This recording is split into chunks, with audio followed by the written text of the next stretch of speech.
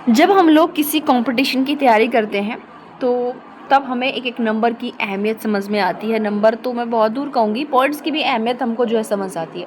सबसे पहले तो स्वागत है आप सभी का आपके अपने favourite platform study blog with Shivendra पर।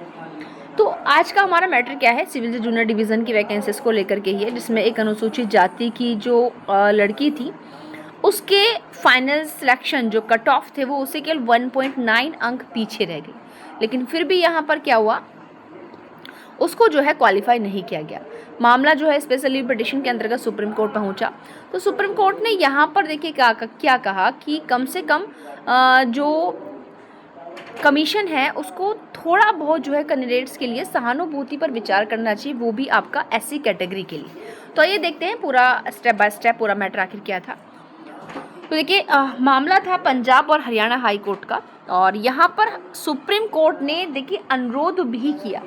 सुप्रीम कोर्ट ने पंजाब और हरियाणा हाई कोर्ट से अनुरोध किया कि जो सिविल जज जूनियर डिवीज़न की भर्ती परीक्षा है उसमें जो अनुसूचित जाति कैटेगरी के जो कैंडिडेट्स हैं उनके, क्योंकि जो मिनिमम मार्क्स हैं वो 45% है। यानी कि आप देखते हैं जब नोटिफिकेशन आता है तो आप एक उसमें चीज़ क्राइटेरिया देखते हैं कि अगर इस कैटेगरी से हैं तो इतने परसेंट मिनिमम होने चाहिए, इस कैटेगरी से तो इतने परसेंट मिनिमम होने चाहिए।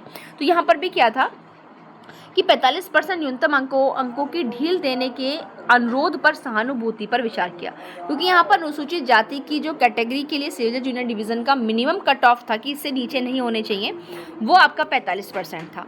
अब यहाँ पर मामला क्या कि अनुसूचित जाति वर्ग की अभ्यर्थी थी दीक्षा कौलसन, उनके द्वारा पिटीशन फाइल की गई।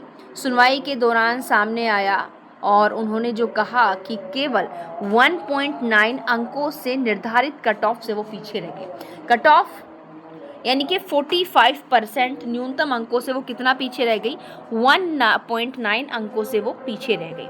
तो वही कहते हैं कि हर चीज़ की अहमियत इंसान को समय आने पर लगती है, और ये ऐसा फील्ड, जैसे मैंने स्टार्टिंग में कहा कि पहले हम कहते थे कि कुछ नहीं, एक दो नंबर से क्या हो जाएगा भाई, लेकिन यहाँ आप लोग देख रहे हैं एक नंबर पॉइंट्स भी आपके जो है भविष्य का को डिसाइड करते हैं। यहाँ पर जो याचिका के अनुसार जो कल्सन थी उन्होंने 1100 में से 493.10 अंक प्राप्त किए, जबकि जो एससी कैटेगरी के लिए कट ऑफ थी वो 495 अंक था।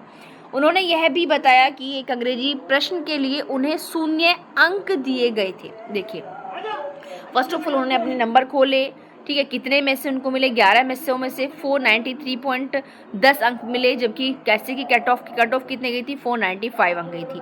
उन्होंने यह भी कहा कि अंग्रेजी प्रश्न पत्र के लिए उन्हें एक 0 अंक दिए गए, जबकि एक्सपर्ट्स के अकॉर्डिंग उनका प्रश्न सही था। क्योंकि ये चीज़ स्टूडेंट्स के लिए, हम सभी के लिए सबसे दुखद बात होती है कि आप बहुत समय से वो उस चीज़ को रिलेवेंट पढ़ रहे हो, ठीक पढ़ रहे हो, लेकिन वो उस आंसर को क्या कर रहे हैं, गलत कर दें। बल्कि बुक्स में एमसीक्यूज हमने लगाए, हमने चीज़ें पढ़ी, पूरा एनालिसिस किया, उसके अकॉर्डिंग हमें वही चीज़ें जो है सफिशिएंट हमें मतलब सही लगी, लेकिन बाद में पता चला कमीशन के अकॉर्डिंग या हाई कोर्ट के अकॉर्डिंग कि भाई वो चीज़ गलत है, दूसरा ऑप्शन उन्होंने चूज़ कर लिया।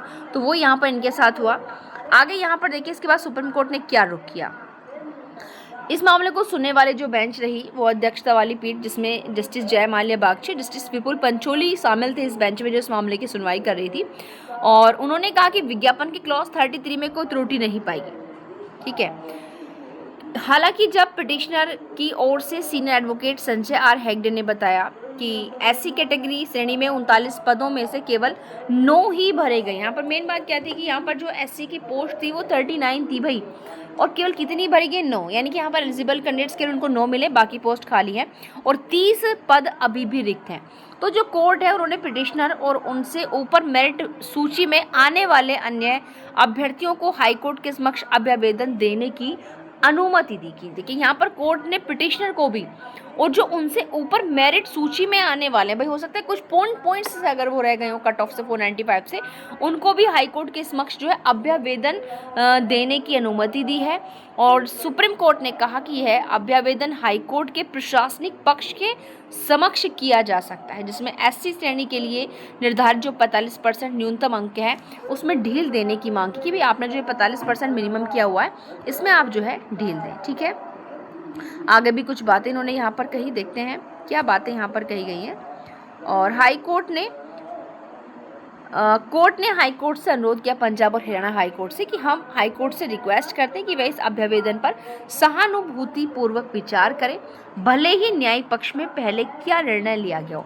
यानी कि पहले इसके संबंध में क्या डिसीजन थे वो बात अलग की है, बट प्रेजेंट टाइम में आपको इस 45% में कम से कम ढील देनी चाहिए। और इसी के साथ सुप्रीम कोर्ट ने इस स्पेशल लीव पिटीशन का निस्तारण कर दिया।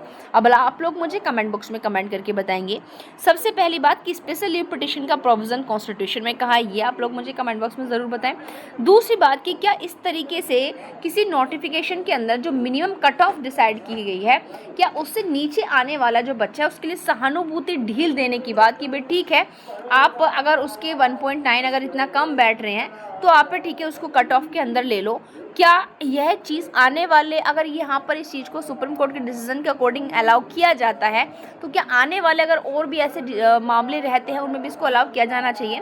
बट ये कंडीशंस पर डिपेंड है, क्योंकि यहाँ पर 39 पोस्ट है जिसमें से 9 ही भरी गई, 30 खाली थी, तो कहीं ना कहीं यहाँ पर वैकेंसीज का भी इफेक्ट है। लेकिन आप लोग इस बात को भी मुझे कमेंट बॉक्स में कमेंट करके बताएंगे कि क्या सुप्रीम कोर्ट का ये चीज़ें बिल्कुल रिलीवेंट है, अच्छी हैं, उचित है। और लेकिन मैं अपने पॉइंट ऑफ व्यू से बताऊँ तो बिल्कुल अच्छा है, क्योंकि ये कहीं ना कहीं जो स्टूडेंट है उसके फेवर में है। ठीक है, थैंक यू, मिलते हैं नेक्स्ट वीडियो में, बाय बाय।